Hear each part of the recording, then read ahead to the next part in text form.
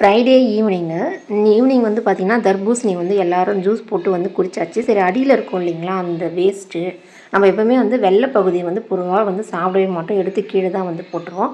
ஆனால் அதில் வந்து பார்த்திங்கன்னா நிறைய சத்துக்கள் இருக்கிறது. அதுவும் வந்து நீர் பகுதியும் ஒன்றும்.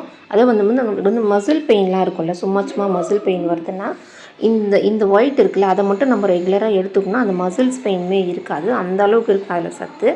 அதை வந்து நம்ம இன்றைக்கி ஒரு தோசையாக வந்து செஞ்சு சாப்பிட்லாம். செம்மையாக இருக்கும் இந்த தோசை. நான் ஈவினிங்கே வந்துட்டு நைட்டு தோசை ஊற்றுறதுனால 6 மணி போல் வந்துட்டு 1 டம்ளர் அளவுக்கு பச்சரிசி வந்து ஊற வச்சுருந்தேன். வெறும் பச்சரிசி மட்டும். நான் இன்றைக்கி ஊற வச்சது பார்த்திங்கன்னா ரேஷன் அரிசி பச்சரிசி தான் வந்து ஊற வச்சுருந்தேன்.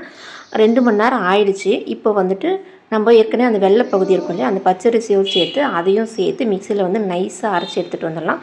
தண்ணி கிண்ணி எதுவுமே சேர்க்க வேணாம், ஏன்னா தர்பூசணியில் ஆல்ரெடி வந்து தண்ணி வந்து வரும் நம்மளுக்கு. அதை வந்து சேர்த்துட்டு லைட்டாக உப்பு மட்டும் சேர்த்துக்கலாம். இதில் சோட்டா மாவு எதுவுமே வந்து சேர்க்க தேவையில்ல.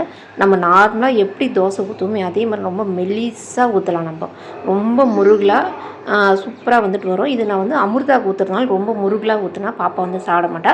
அதனால் நான் கொஞ்சம் மீடியமாக வந்துட்டு ஊற்றிருக்கேன். ஆனால் நல்ல முருகலாகவே வரும் இந்த தோசை.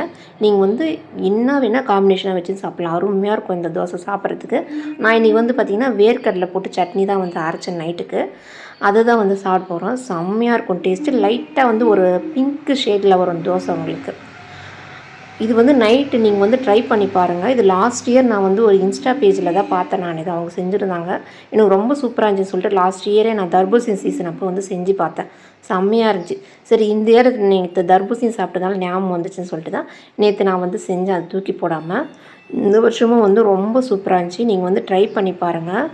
அவ்வளோ அருமையாக இருக்கும் டேஸ்ட்டு. ஏன்னா அந்த பகுதியை நம்ம வந்துட்டு வேஸ்ட் பண்ணணும்னு அவசியம் கிடையாது. இது வந்து பாப்பாவுக்கும் ஊற்றி கொடுத்துட்டு சின்ன பாப்பாவும் சாப்பிட்டா ஃபேமிலியோடு எல்லோரும் இந்த தோசை சாப்பிட்டு எல்லாம் நல்லா என்ஜாய் பண்ணோம். பாய்.